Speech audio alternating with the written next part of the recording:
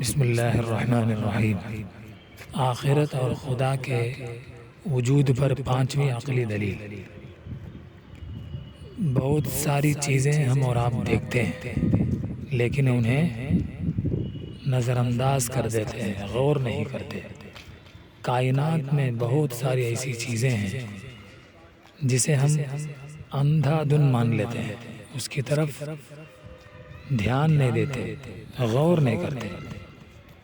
مثال کے طور پر سورج دیکھ لیجیے آپ۔ سورج جب سے ہم پیدا ہوئے ہیں دیکھتے آ رہے ہیں کہ سورج ہے جو روشنی دیتا ہے، اس سے ہم فائدہ اٹھاتے ہیں، ہمارے بہت سارے کام نکلتے ہیں۔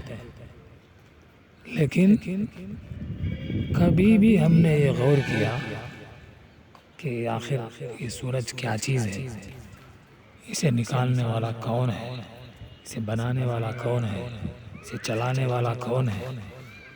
تھوڑی دیر کے لیے آدمی اگر رک کر اس بات پر غور کرنے لگے تو یقیناً اس کے دل سے آواز آئے گی، کوئی ذات ہے جو اتنے بڑے سورج کو پیدا کیا اور اسے چلا رہا ہے۔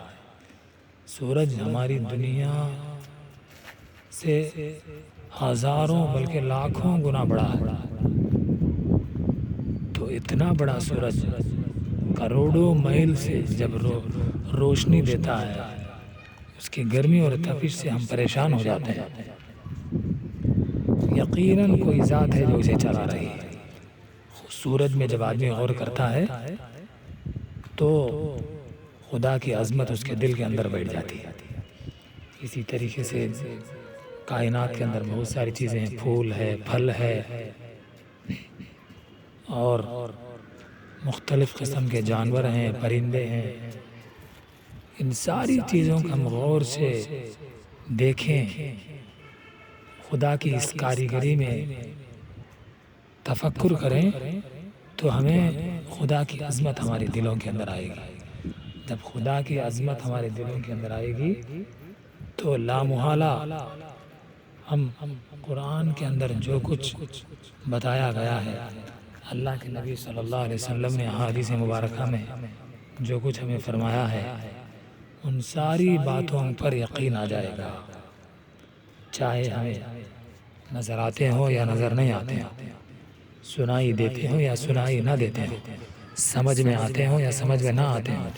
عظمت کی وجہ سے اپنی عقل سے جو غور کیا ہے ان چیزوں میں، اللہ کی خلقت میں، تو اس کے ذریعے سے جو روشنی ہمیں حاصل ہوئی ہے، تو اس کی وجہ سے آدمی باقی غیب کی جتنی چیزیں ہیں، آخرت سے متعلق، جنت جہنم سے متعلق، مرنے کے بعد دوبارہ اٹھائے جانے سے متعلق، ان ساری باتوں کو آدمی مان لیتا ہے۔